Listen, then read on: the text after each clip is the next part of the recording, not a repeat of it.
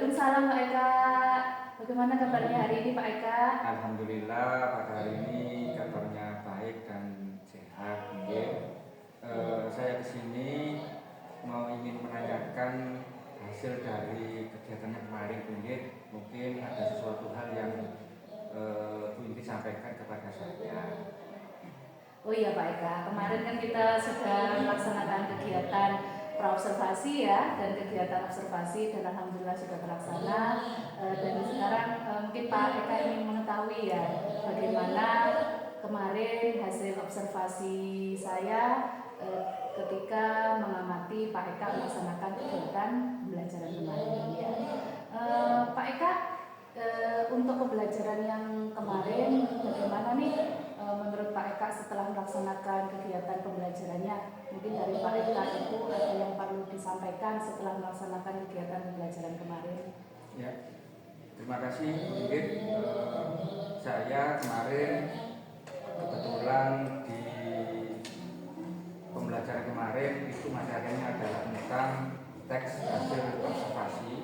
Kemudian kebetulan kemarin itu materi tersebut terletak pada kelas 8. Dari kegiatan kemarin itu anak-anak menurut saya sudah bisa mengikuti pembelajaran dengan baik, kemudian tertarik untuk mengetahui lebih jauh lagi tentang materi pada pembelajaran menganalisis teks hasil observasi. Seperti itu. Baik Pak Eka, mungkin bisa dijelaskan lagi Pak Eka pembelajarannya ini pada mata pelajaran apa, kemudian di kelas berapa, karena tadi Pak Eka belum menyampaikan ya, hanya menyampaikan sekilas tentang materinya. Ya, bisa diulang-ulang. Untuk materi yang saya sampaikan kemarin itu adalah teks hasil observasi. Kemudian materi ini terletak pada kelas 8. Nah, apa saja yang ada di teks hasil observasi itu adalah pengamatan tentang teks yang sudah menjadi wacana. Jadi teksnya yang diobservasi atau yang dianalisis seperti itu. Baik Pak Eka, alhamdulillah setelah pengamatan saya kemarin Pak Eka luar biasa sekali ya ketika melaksanakan pembelajaran. Nah, tapi sebelum dari saya menyampaikan hasil refleksi yang kemarin dari saya, mungkin Pak Eka ketika melaksanakan pembelajaran itu ada temuan-temuan kan Pak, yang ketika melaksanakan pembelajaran mungkin Pak Eka merasa ada sedikit perubahan dari apa yang Pak Eka rencanakan. Mungkin ada Pak Eka, mungkin bisa diceritakan. Ya, terima kasih Bu Ugin. Materi ini sebetulnya kan berdasarkan peristiwa-peristiwa yang diamati oleh anak-anak dalam kehidupan sehari-hari.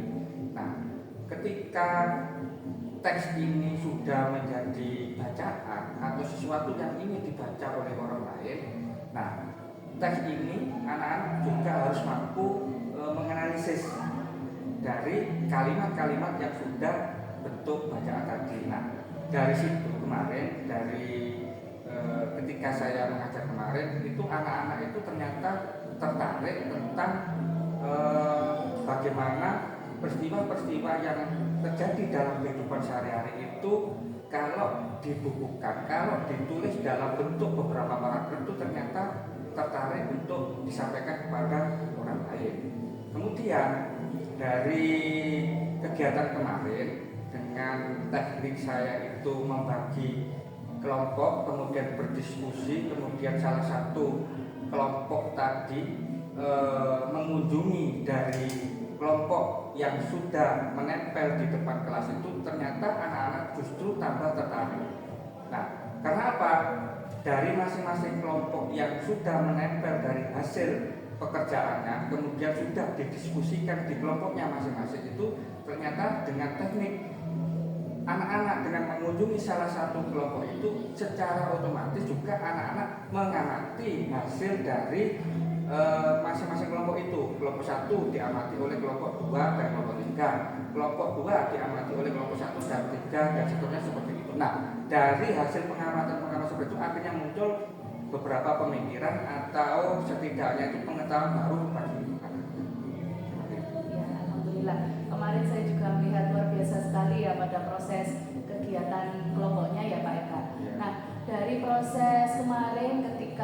melaksanakan praobservasi, Pak Eka menyampaikan bahwa akan melaksanakan diferensiasi di proses ya Pak Eka ya, di proses. Nah, keterlaksanaannya menurut Pak Eka pada proses pembelajaran apakah sudah berjalan sesuai yang direncanakan atau ada hal-hal yang lebih atau ada hal-hal yang menurut Pak Eka ada yang kurang mungkin Pak Eka itu bisa disampaikan. Ya, terima kasih Bu Igit. Memang materi teks hasil observasi dengan metode diskusi, kemudian ada sedikit presentasi dari masing-masing kelompok, kemudian masing-masing kelompok itu mengunjungi hasil karya dari kelompok yang lain, itu ternyata itu menggugah anak-anak yang memang tidak sama pengetahuannya dengan yang lain. Artinya gini, ketika ada salah satu anak yang tingkat itu di di level rendah dan sedang, itu ternyata juga dengan model mengunjungi salah satu kelompok itu ikut saling berbagi, kemudian secara otomatis itu belajar untuk mengamati pekerjaan temannya secara tidak langsung, karena dia oh ini betul, ini salah, saya sepakat dengan jawaban. Dari situ itu muncul rasa percaya diri, kemudian mencoba untuk saya loh bisa yang seperti ini, seperti teman-teman yang lain. Nah, dari situ akhirnya muncul pribadi-pribadi yang saya mampu atau saya bisa seperti teman saya yang sudah bisa seperti itu menurut pengamatan saya. Iya, luar biasa sekali ya Pak Eka ya. Berarti tadi dari yang disampaikan Pak Eka, dari proses diferensiasi, prosesnya tadi sudah berjalan lancar ya Pak Eka. Bahkan Pak Eka bisa menemukan berarti ya siswa-siswanya yang mulai percaya diri dengan motivasi dari temannya, ya ikut istilahnya itu termotivasi untuk bisa, istilahnya seperti itu. Luar biasa sekali Pak Eka. Nah, dari itu tadi muncul kelebihannya ya Pak Eka ya, kelebihan dari anak-anaknya Pak Eka. Nah, selama proses melaksanakan itu, apakah Pak Eka melihat adanya hambatan ketika melaksanakan proses diferensiasi itu Pak Eka? Untuk hambatan ketika kita menemukan siswa kita yang sifatnya itu beragam, kita harus pandai-pandai memilah dan memetakan anak-anak yang mana yang kategori rendah, sedang, dan tinggi. Nah, fungsi dari kita membagi masing-masing kelompok dengan tingkatan pengetahuan yang berbeda itu ternyata membawa dampak yang baik ketika dalam satu kelompok itu ada beragam siswa dengan pengetahuan yang berbeda. Dalam satu kelompok itu ada tingkatan anak yang tinggi, sedang, dan rendah, dengan tujuan memang kelompok tersebut bisa membawa dampak positif kepada anak-anak yang memang dapat pada level di sedang dan rendah. Seperti itu. Ya, berarti dari hambatan itu mungkin ditemukan di awal ya Pak Eka ketika melihat anak-anak ya. Akhirnya Pak Eka mempunyai ide untuk melaksanakan diferensiasi proses itu ya, sehingga dibentuk kelompok-kelompok yang sesuai dengan kemampuannya, sehingga mungkin bisa berbagi tadi yang katanya Pak Eka ya, berbagi satu sama lain ya. Baik Pak Eka. Tambahan lagi, Bu. Oh iya silakan Pak Eka. Untuk teknik atau model yang seperti ini memang seperti tutor sebaya. Maksudnya dalam satu kelompok itu seandainya itu ada siswa yang di level tinggi, kemudian di situ dalam kelompok lain di kelompok yang sama ada anak yang ada level sedang dan rendah. Nah, ini anak-anak yang pada level tinggi itu bisa menjadi tutor sebaya. Karena apa? Di sini kan juga di samping ada penilaian secara pribadi, juga ada penilaian kelompok. Nah, diharapkan juga memang di dalam pembelajaran itu anak-anak yang sudah di level tinggi itu bisa menjadi tutor sebaya bagi temannya. Walaupun memang ini butuh kesabaran dan butuh waktu memang. Tapi ini kan proses yang memang anak-anak kalau dibuat model seperti ini itu tidak ada rasa minder. Karena apa? Karena didampingi siswa yang bisa mengerjakan seperti itu. Berarti dari apa yang disampaikan Pak Eka bisa saya simpulkan bahwa dengan tutor sebaya ini benar-benar bermanfaat bagi siswa ya. Kadang siswa mungkin merasa malu ya kadang kalau tanya kepada gurunya, tapi dengan tutor sebaya ini membawa banyak manfaat bagi anak-anak gitu ya Pak Eka. Nah, kemudian dari proses pembelajaran yang Pak Eka kemarin lakukan, adakah beberapa nilai-nilai yang ditekankan oleh Pak Eka pada proses pembelajaran itu? Ya. Terima kasih Bung Kit untuk khususnya materi di teks hasil observasi ini. Memang kan teks ini kaitannya dengan sesuatu yang sering atau peristiwa-peristiwa yang diangkat di dalam teks itu memang keseharian dari kehidupan kita, terutama sesuatu yang seringkali dilihat, diamati, kemudian ditemukan oleh anak-anak.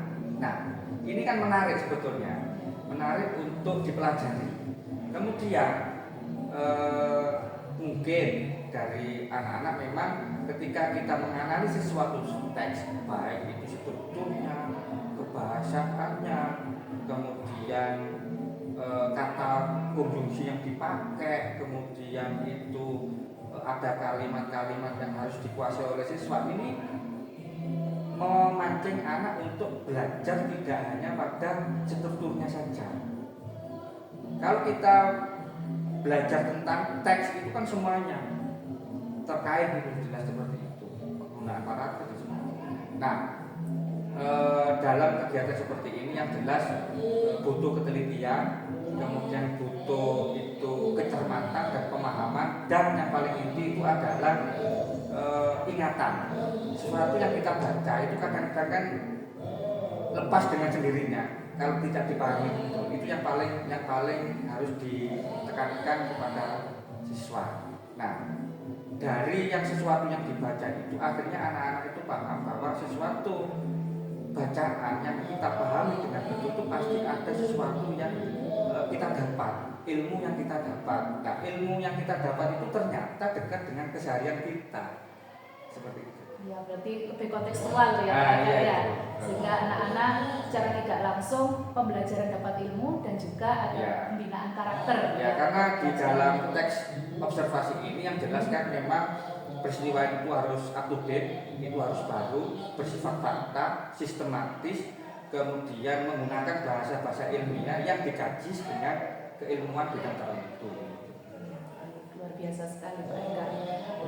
Kemudian mungkin melihat ketika Pak Eka melaksanakan kegiatan observasi ya, ini dari Pak Eka sendiri, apakah melihat kelebihan dan kekurangan dari pembelajaran yang telah dilaksanakan Pak Eka? Ya. Memang dalam pembelajaran memang pasti ada sesuatu yang di sisi lain itu merupakan kelebihan, kemudian di sisi lain itu merupakan suatu kekurangan ketika kita mengajar, walaupun sesuatu itu sudah kita rencanakan, kemudian sudah kita persiapkan, tapi kadang-kadang di lapangan itu ada faktor yang mungkin kita sendiri belum menyadari, bahkan tidak menyadari, seperti itu. Nah, dari pengamatan saya kemarin memang anak-anak ada yang langsung tertarik dengan materi, ada rasa percaya diri, kemudian saya juga melakukan pengamatan memang ada siswa juga yang rasa percaya dirinya masih belum muncul, kemudian dia berusaha untuk menyesuaikan diri dengan temannya, akhirnya bisa mengikuti seperti teman-teman yang lain.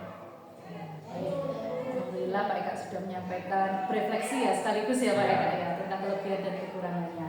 Nah, pada saat proses perobservasi kemarin Pak Eka menyampaikan ini kepada saya ya, skala penilaian untuk Pak Eka ya, dari skala 0 sampai 10 Pak Eka ini posisinya percaya dirinya ada di posisi berapa. Nah, kemarin menyampaikan ke saya bahwa Pak Eka di posisi 8 ya, di posisi 8. Nah, setelah kegiatan observasi ini bagaimana menurut Pak Eka? Nah, apakah berubah dari skala 0 sampai 10? Apakah menurut Pak Eka ada peningkatan atau bagaimana? Memang kalau saya itu ya, kalau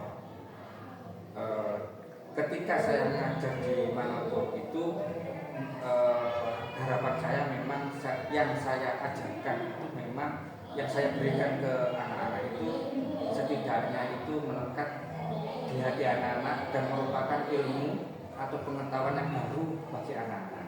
Nah, menurut saya kemarin di observasi itu memang saya itu memberikan nilai itu kurang lebih 8. Mungkin dengan kita mendalami dengan perencanaan, kemudian dengan sesuatu yang kita persiapkan itu mungkin bisa lebih sedikit lah. Berapa Pak pastinya Pak? Harus percaya diri Pak. 85. Luar biasa sekali, berarti ada peningkatan kan Pak Eka.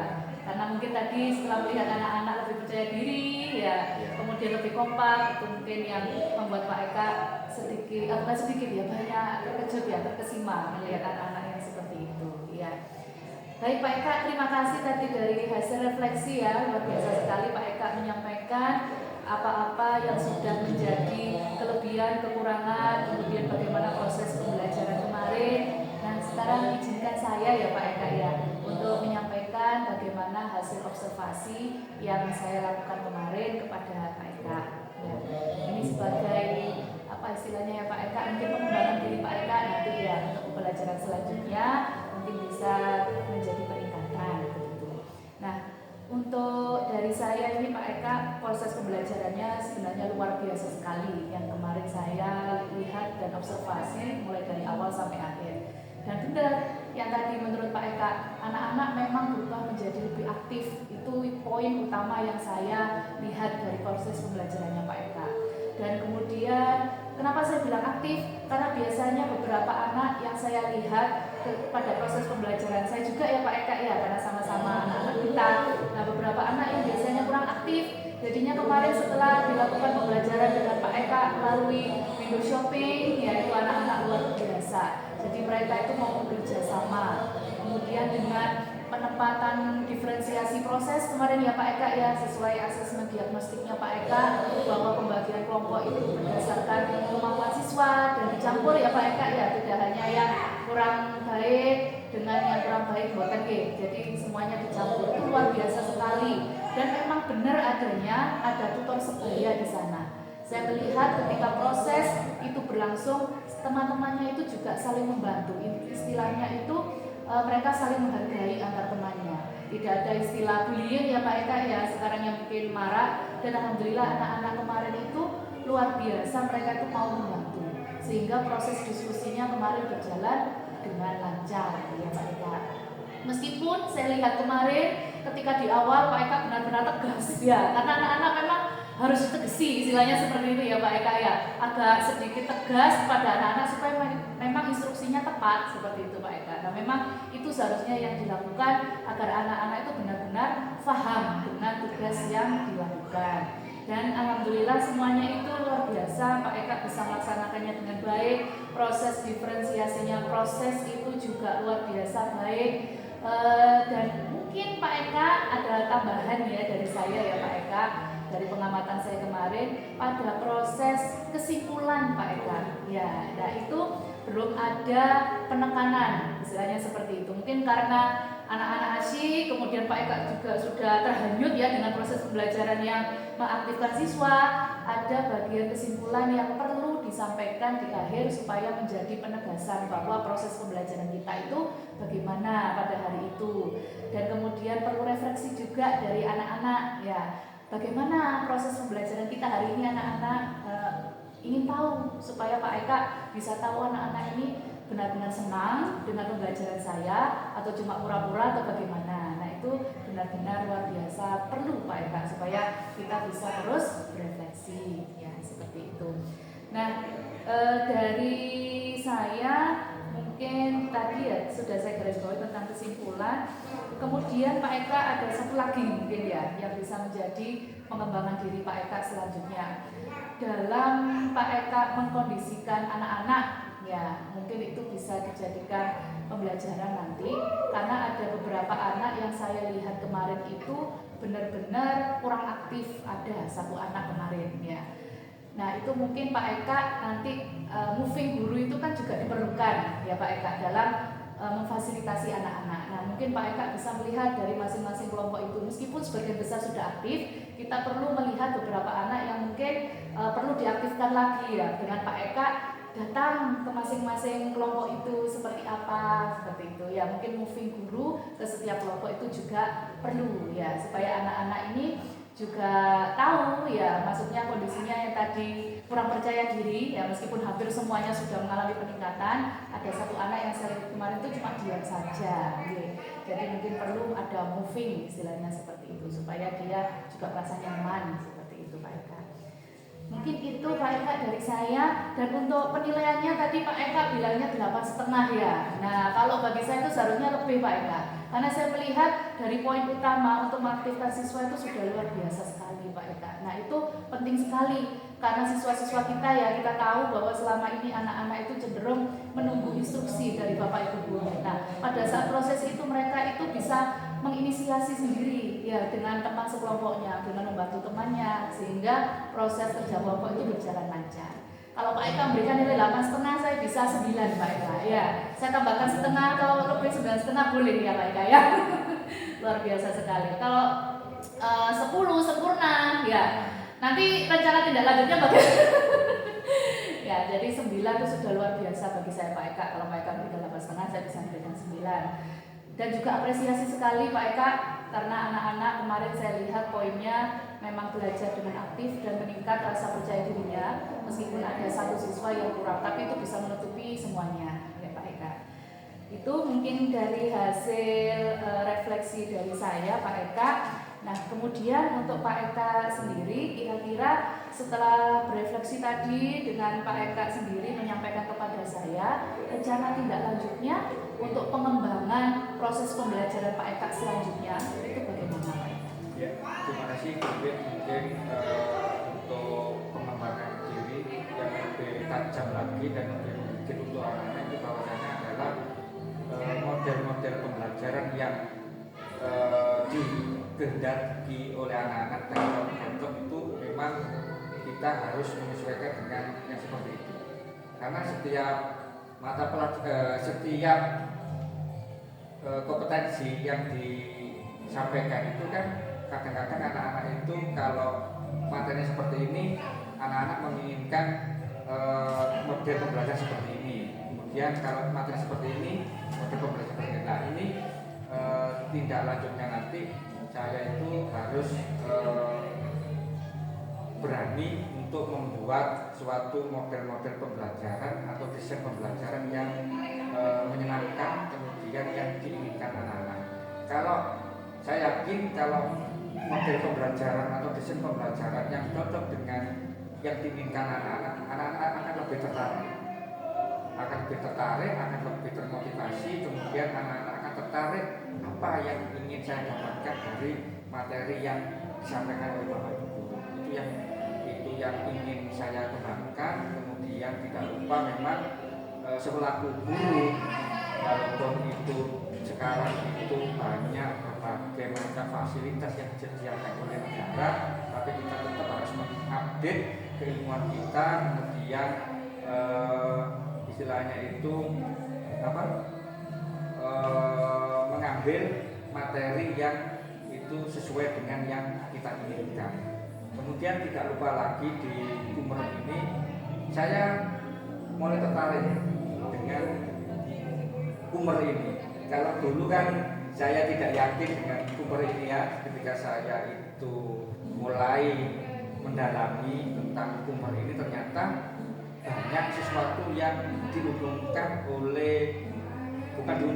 banyak manfaat, kelebihan, kemudian sesuatu hal yang baru dari model kurikulum yang merdeka ini.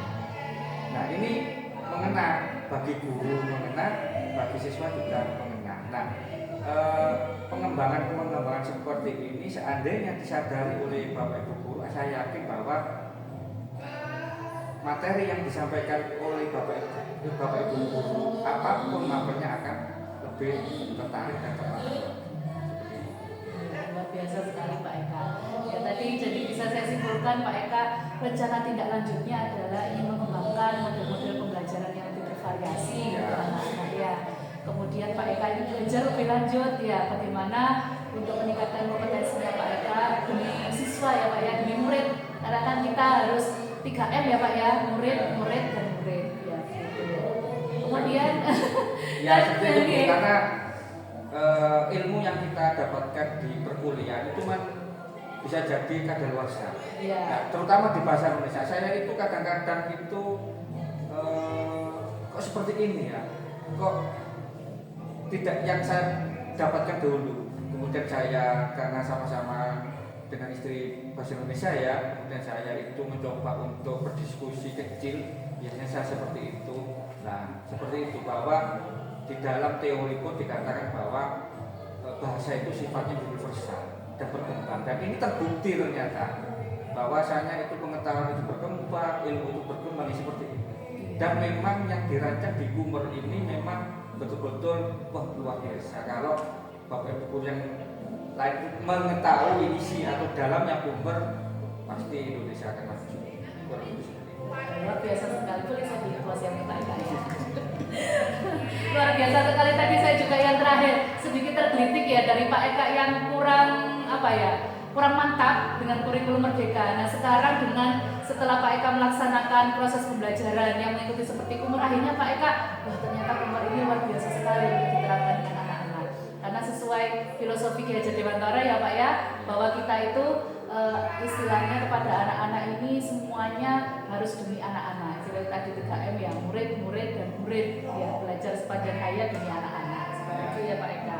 Betul, karena sebagai pengingat kita juga selaku pendidik juga orang tua ya, memang sesuatu yang baru itu kan kadang-kadang ada sebagian mengatakan patut untuk dipelajari atau kita mengambil jalan ini tidak akan sukseskan seperti itu, kita tinggal milih jalan yang mana. Tapi sebagai manusia yang mungkin pelaku dari dunia pendidikan, saya yakin Bapak Ibu guru akan memilih jalan saya harus cepat-cepat beradaptasi atau bahkan mempelajari lebih dalam tentang pendidikan. Asiknya di situ. Ternyata kalau kita tahu betul tentang Kummer ini memang menarik, dan memang kalau saya baca-baca itu walaupun tidak bacanya tidak terlalu dalam, memang materinya bagus sekali sebetulnya ya. Tapi saya yakin suatu hari nanti Bapak Ibu guru akan mengerti bahwa kurikulum yang disediakan oleh pemerintah, penyesuaian kurikulum ini betul-betul untuk memberikan dampak yang bagus yang bisa mendongkrak pendidikan yang ada di Indonesia. Jika semua guru memiliki pemikiran seperti Pak Eka, betapa luar biasa sekali Indonesia Emas 2045 ya Pak ya. Kita tidak boleh mundur seperti itu. Karena pendidikan itu sebetulnya menarik untuk kita pelajari dan kita kembangkan. Saya juga sebetulnya mencari referensi sebetulnya. Kalau jargonnya Ki Hajar Dewantara, mulai saya masuk perguruan tinggi jurusan FKM memang setuju sekali. Tapi kan di sisi lain ada negara-negara yang kenapa sih kok negara ini maju, kurikulumnya seperti apa? Jawabannya pasti Kummer sudah ada sekarang. Nah, Kummer dengan penyesuaian Bapak Ibu itu melakukan penyesuaian, pendalaman dan sebagainya, saya yakin akan bisa. Dan endingnya memang saya ingin anak-anak didik kita, terutama Bapak Ibu juga ada setara dengan negara-negara seperti itu. Indonesia Emas 2045. Nah, itu betul. Walaupun ya tidak perlu walaupun Pak. Karena begini, mungkin juga selaku guru kemudian punya anak, yang jelas kan juga ingin menerapkan juga kepada anaknya. Nah ini juga saya pelan-pelan apa yang di dalam Kummer ini saya susupkan ke anak-anak, walaupun anak saya itu masih TK, itu saya mencoba untuk apa sih yang ada di dalam Kummer. Hal apa yang harus saya berikan di usia anak saya itu, kan ada itu mulai jenjang pendidikannya. Saya pelajari kok seperti inilah, kayak seperti itu. Nah dari situ ternyata selaku guru itu sama-sama belajar dan sama-sama ingin menjadikan kurikulum ini bisa mendongkrak yang jelas seperti itu. Ya baik, luar biasa sekali dialog kita kali ini ya Pak Eka ya. Demi Indonesia ya Pak Eka. Baik Pak Eka, dari rencana tindak lanjut tadi yang sudah ingin dilaksanakan oleh Pak Eka, kira-kira kapan nih pelaksanaannya yang ingin dikembangkan oleh Pak Eka? Untuk pengembangan ini kan namanya saja sudah berjenjang, Bu, maksudnya tidak boleh terputus. Berarti mungkin insya Allah di pertemuan yang akan datang saya akan mencoba untuk yang mengembangkan yang Model pembelajaran yang seperti ini. Mungkin dari situ, mungkin dari variasi pengembangan anak-anak dan lebih termotivasi untuk mempelajari sesuatu yang baru. Karena begini, mungkin anak-anak melalui pengamatan saya sendiri, mungkin anak-anak itu sebetulnya itu ingin mengetahui materi yang diajarkan oleh Bapak Ibu guru. Ingin tertarik sebetulnya mempelajari, karena materi-materi yang disediakan oleh pemerintah itu memang menarik sebetulnya untuk kita pelajari dan memang dekat dengan kehidupan kita. Dan ini juga nanti kan menjadi bekal bagi mereka. Nah, harapan saya itu memang materi-materi yang didapatkan ketika dia di SMP, di sekolah ini adalah melekat dan menjadi sebuah ilmu, menjadi sebuah pengetahuan, sehingga ketika Anda menemui di suatu hari, dia itu akan mengingat, oh ini dulu saya tuh pernah dapat ilmu yang seperti ini. Oh ternyata ilmu itu bermanfaat bagi saya. Luar biasa sekali Pak Eka. Berarti pertemuan selanjutnya dan terus istilahnya ya Pak Eka ya, melaksanakan itu dan cepat, karena melihat dari dampaknya ini luar biasa sekali. Jadi Pak Eka tidak ingin ada jeda, karena mungkin jeda itu bisa membuat anak-anak kembali lagi ya ke note yang awal ya. Berarti di sini pentingnya kontinuitas ya Pak Eka ya, kontinuitas dan konsisten. Iya, konsisten dari sama dengan doa itu loh. Iya. Kalau kita berdoa satu saja kita itu putus atau istilahnya itu apa ya, ada bolongnya itu ya bukan menggagalkan, istilahnya kan kurang mantap. Iya. Baik Pak Eka, terima kasih ya Pak Eka. Mungkin nanti Pak Eka setelah kegiatan kita ini selesai, nanti Pak Eka pada pertemuan selanjutnya mungkin nanti kita bisa bertemu lagi ya Pak Eka ya, dan cerita-cerita lagi mungkin tentang kegiatannya Pak Eka tadi yang menyampaikan, oh pertemuan selanjutnya langsung saya laksanakan dulu ya. Mungkin nanti Pak Eka bisa cerita ke saya, mungkin ada kejutan lagi dari Pak Eka ya tentang model pembelajaran yang lebih bervariasi dan tentunya berdampak positif kepada siswa-siswa kita. Begitu ya Pak Eka? Satu lagi Bu. Oh iya Pak Eka, silakan. Di Kumur ini kan kita mengenal literasi, numerasi dan sebagainya itu. Nah, karena saya itu guru bahasa Indonesia, itu untuk literasi itu memang harus menjadi budaya. Tidak ada kata lain bahwa kita itu tidak berliterasi. Nah, caranya bagaimana supaya kita itu dekat dengan literasi, dengan kehidupan sehari-hari. Nah, ini memang merupakan harus dibangun sebenarnya kesadaran tentang literasi, baik di sekolah maupun di lingkungan keluarga itu harus dibangun oleh sekarang. Nah, ternyata kalau saya amati kemarin, anak-anak yang lebih tertarik kepada mapel, terutama pelajaran penyerapan materi-materi itu adalah memang anak-anak yang dekat kehidupan sehari-harinya dengan yang namanya literasi. Nah, semakin berliterasi, semakin banyak pengetahuan yang didapat oleh anak-anak itu, anak-anak tersebut seperti kecanduan. Ya, kecanduan yang positif tapi ya. Kecanduan untuk ingin tahu sesuatu yang dibaca. Oh, saya itu ingin tahu lagi seperti itu. Nah, seperti ini harus diimbangi dengan Bapak Ibu guru yang ada di setiap lembaga. Nah, kita harus istilahnya itu berliterasi juga. Kalau anak didik kita satu hari satu buku, kita 2 buku lah nggak apa-apa. Kalau belakang ya tidak 2 lah, satu hari itu 2 buku nggak apa-apa. Nah, mungkin dari situ kita bangun budaya ya Pak ya, budaya literasi yang positif itu tadi. Iya. Dan kita juga mau melaksanakan ya Pak ya, yang program kita yang terbaru tentang literasi digital ya. Semoga ikhtiar kita untuk anak-anak itu bisa mendatangkan dampak yang positif. Ya, mungkin itu merupakan terobosan yang bisa mendongkrak literasi kita. Luar biasa sekali Pak Eka, terima kasih. Ya. Luar biasa sekali kesempatan hari ini ya. Mungkin Pak Eka nanti obrolan kita bisa dilanjutkan lain hari ya. Ya tadi saya ingin cerita-cerita tambah lagi boleh Bu? Loh, tambah lagi. Kombel Bu, jangan lupa Bu. Oh iya, aktifkan kombel ya Pak. Kombel belajar itu yang harus aktifkan di kegiatan NGMP maupun di kegiatan sekolah. Kombel itu ibaratnya itu seperti penopang untuk meningkatkan kompetensi guru. Kalau kurikulum ini ditopang yang namanya kombel yang ada di lembaga dan ditopang oleh kombel di masing-masing SMP, saya yakin pendidikan yang ada di Indonesia itu semakin maju. Nah, ini yang harus kita bangun. Baik. Ya, dengan kesadaran yang kuat, dengan kekompakan yang kita miliki, insya Allah seperti itu. Kita akan selesai beres. Iya baik, terima kasih Pak Eka. Sepertinya setelah ini ada kegiatan pelajaran lagi ya Pak Eka ya.